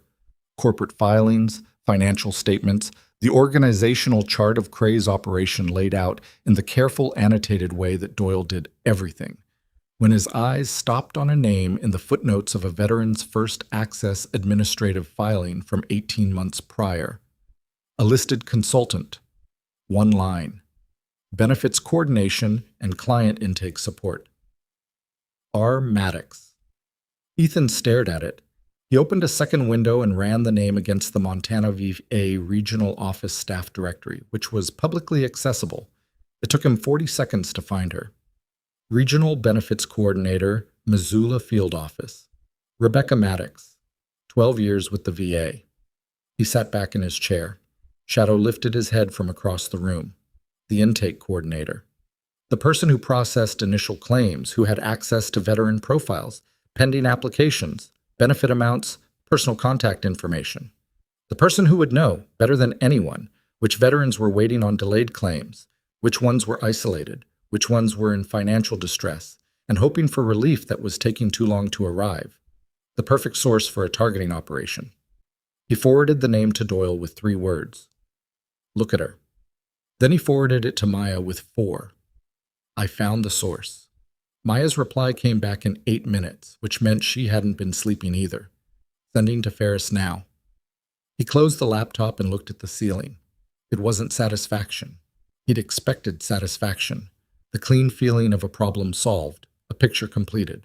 What he felt instead was the particular flatness that came after sustained intensity. When the machinery that had been running at capacity downshifted and the body noticed all the things it had been ignoring. He was tired in his shoulders and behind his eyes. His right knee ached from the cold, an old injury from a training jump in 2011 that had never entirely forgiven him. Shadow patted across the floor and lay down at his feet. Yeah, Ethan said. Okay. He slept in the chair. Ferris called at 7:41 the next morning. Rebecca Maddox, she said. No preamble. We pulled her financial records overnight. She's been receiving payments from a personal consulting LLC. She registered in 2019, approximately $2,000 per month, consistent, wired from an account connected to Clearfield Advisory Group, Hollis's company. $2,000 a month for 4 years, Ethan said. $96,000, Ferris said. In exchange for what we believe, based on the timing correlation, were monthly data pulls from the VA claims database, veterans in the intake pipeline, personal information, claim values. A pause. She's been placed on administrative leave pending a formal interview. We'll have enough for an arrest by end of day. Ethan was at his kitchen window. Outside, the morning was clear for the first time in days. The sky a hard, clean blue, the kind that only appeared after the weather had wrung itself out. The snow on his back porch was undisturbed and bright. How many victims total? He asked. Across all 6 operations, across 3 states, current count is 83 confirmed, Ferris said. We expect that number to increase as we work through the server data. Total documented losses in the range of $2.4 million. She paused to let that sit. And Ethan, we found Dennis Cray. He turned from the window. Where?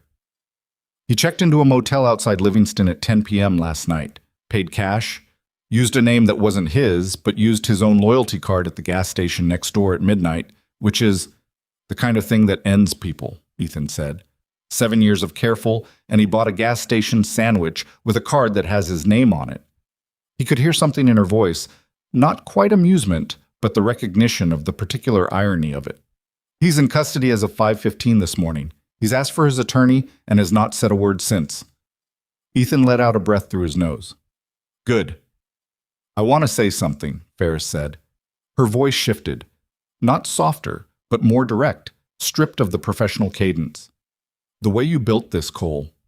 In 48 hours, with no authority, no resources beyond a couple of contacts and your own, whatever that is, instinct, training, I'm not sure what to call it. It gave us something we didn't have.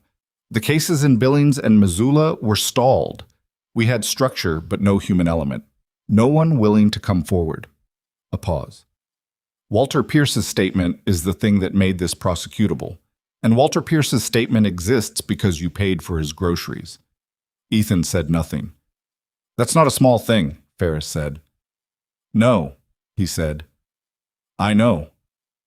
Walter came back to Harlan 4 days later. His daughter drove him, which Ethan hadn't expected. A woman named Claire, 50s, with her father's blue eyes and a directness that suggested she'd inherited other things from him too. She pulled up in front of Walter's bungalow and got out and looked at the house with the expression of someone seeing a place they should have been paying more attention to. Ethan was there because Walter had called and asked him to be. That was all the reason needed. The gutters need work, Claire said, looking at the roofline. They do, Walter agreed.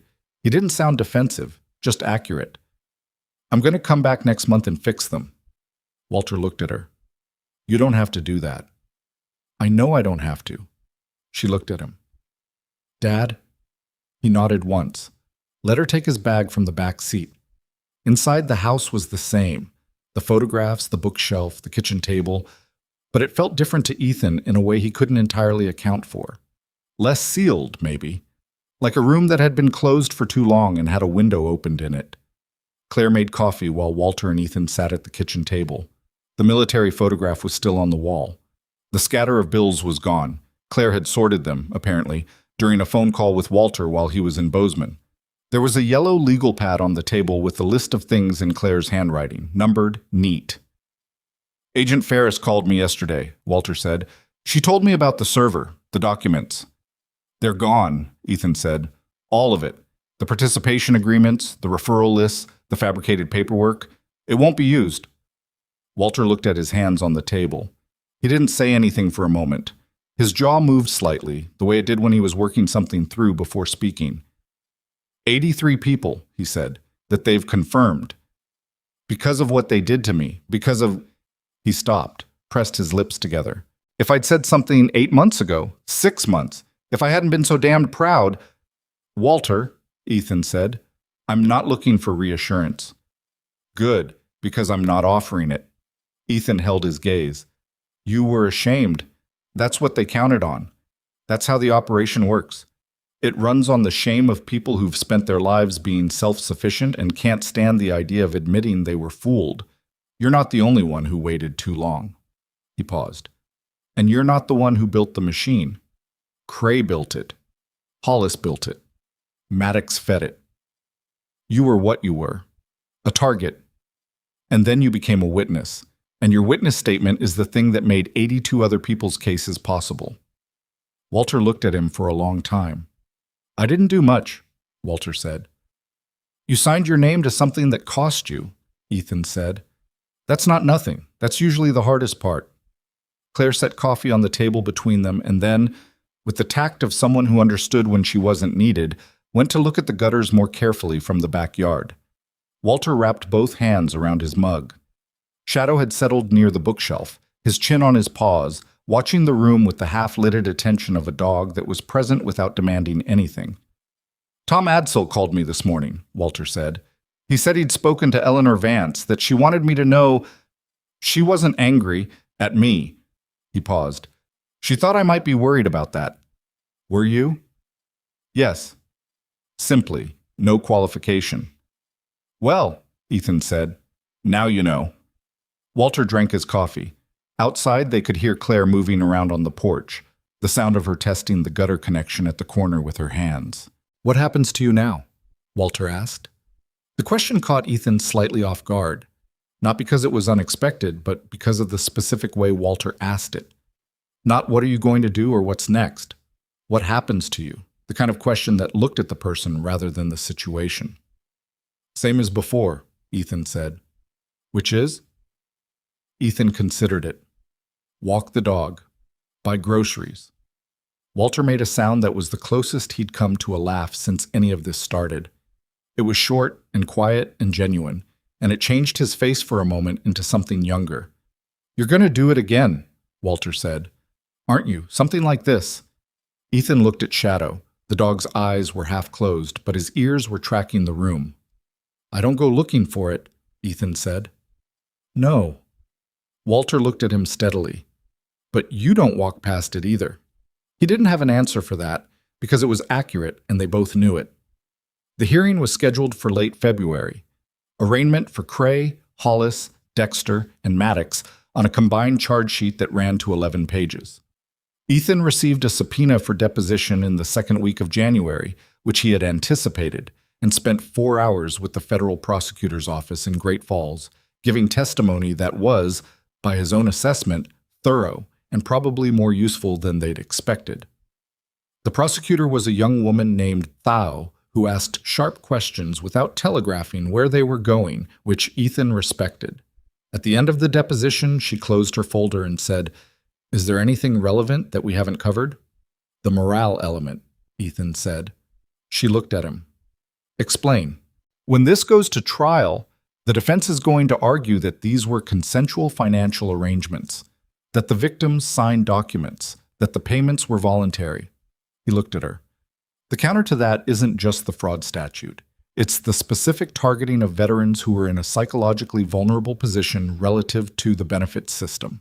People who had already experienced the institutional failure of delayed claims, who were primed to trust anyone who presented as a solution to that failure. The operation worked because it exploited a specific kind of trust. That's not incidental to the scheme. That is the scheme. Thao wrote something on her legal pad. That's going in the victim impact section. Good, Ethan said. Martin Wells drove down from Flathead County the third week of January. He gave a formal statement about his father-in-law, Gordon Mercer, and the letter he'd received telling him to stop asking questions was entered into evidence. He shook Ethan's hand in the parking lot of the federal building in Great Falls with the grip of a man who needed to put something solid behind him. He would have liked you, Wells said. Gordon, he didn't like many people, but he would have liked you. Based on what? Ethan said. Based on the fact that you're the kind of person who goes to the trouble. Wells looked at him. Most people don't go to the trouble. In the third week of February, Dennis Cray's attorney filed a motion to suppress the financial documentation on procedural grounds. The motion was denied in 4 days, which was faster than usual, which told Ethan something about how the judge felt about the case. Cray ultimately negotiated a plea that avoided trial, 11 counts of wire fraud, 2 counts of elder financial abuse under the federal statute, 1 count of obstruction. The plea carried a minimum of 9 years. Hollis cooperated fully and received a reduced sentence of 3 years plus restitution. Raymond Dexter took the case to a jury, which deliberated for 4 hours and came back with a guilty verdict on all counts. Rebecca Maddox pled guilty to federal theft of government property and fraud, the specific charges related to the unauthorized data disclosure, and received 5 years. The restitution fund established from Ashford Capital's frozen assets totaled a little over $1.8 million, distributed across 87 confirmed victims. It didn't make anyone whole. It wasn't designed to. It was a fraction of what had been taken, which was itself a fraction of what had been damaged, because money was the part you could count, and the rest of it, the shame, the lost sleep, the trust that didn't come back, didn't have a line item. Ethan attended none of the hearings. He'd given his deposition. His role in the legal proceedings was the role of someone who'd built the foundation and stepped back from the structure. And that was where he was comfortable. In early March, on a morning that was still cold, but had begun to carry the first suggestion that cold was not permanent, that suggestion being a quality of light rather than a temperature, something in the angle of it, Ethan walked into Gorman's Market with Shadow. Darla looked up from the register. "Morning, Ethan." "Morning." He went down the first aisle. Coffee, eggs, bread, the same things he always bought. At the register, he set his items down and Darla rang them through, and they didn't say much because they usually didn't, and that was fine. He was picking up the bag when Shadow moved. Not the full stop. Not the frozen, one paw in air stop of that morning in January. A slower thing. A turn of the head toward the far end of the store, where a woman in her 70s was standing near the entrance, struggling to hold a canvas bag that was pulling her shoulder at a bad angle. Her expression, the concentrated look of someone trying to manage something that had gotten slightly past manageable without quite tipping into asking for help. Ethan watched Shadow for a moment. The dog's ears were forward, weight even, tail still but not rigid. Ethan picked up his groceries and walked to the end of the store. "Can I help you with that?" he said. The woman looked up. She had reading glasses pushed up on her forehead and the expression of someone who'd been raised to say no to that kind of offer. "I'm fine," she said. "I know," Ethan said, "but the bag's going to take your shoulder out. Let me carry it to your car." She looked at him, then at Shadow, who was sitting politely at Ethan's left side, looking up at her with the steady, uncomplicated attention that was his particular gift. "That's a beautiful dog," she said. "He's got good instincts," Ethan said. She handed him the bag. Outside her car was a 10-year-old Subaru parked near the entrance. He set the bag in her passenger seat while she got the key sorted with the particular patience of someone whose hands had been giving her trouble lately. She didn't thank him the way people thanked strangers, with that reflexive, slightly embarrassed efficiency. She thanked him the way Walter had thanked him in the same store 2 months ago, with the weight of someone who meant it more than they would normally show. "You live here in Harlan?" she asked. "Yes, ma'am." She nodded. "It's a good town," she said. "Better than people think." She drove away. Ethan stood in the parking lot with Shadow and watched her go. And then he looked at his dog, who was looking back at him with that particular expression, steady, present, no performance, that had been the whole of their relationship from the beginning. "Come on," Ethan said. They walked home through the March cold, the light moving differently now, the snow retreating from the edges of things, and Ethan carried his groceries in one hand with Shadow at his left side, and the town moved around them the way it always did, ordinary and specific and full of people carrying weights that didn't always show. He wasn't a hero. He knew that, and it wasn't false modesty. It was just accuracy. Heroes were a narrative convenience, a clean shape imposed on something that was actually irregular and imperfect and made of small decisions. He'd made small decisions. He'd paid $4. He'd followed a dog's instinct. He'd made calls and driven roads and sat in rooms and told the truth to people who needed it. He'd gone to the trouble. That was all it ever was. And sometimes that was enough to change everything for someone whose name you almost didn't know, in a town that most maps barely bothered to include, on a morning so cold that no one wanted to be outside longer than necessary. The door of his house was unlocked, the way he'd left it, because in 7 years of living in Harlan, he'd learned that the greatest danger in a small town wasn't what came in through the door you'd forgotten to lock. It was walking past the person outside who needed someone to stop.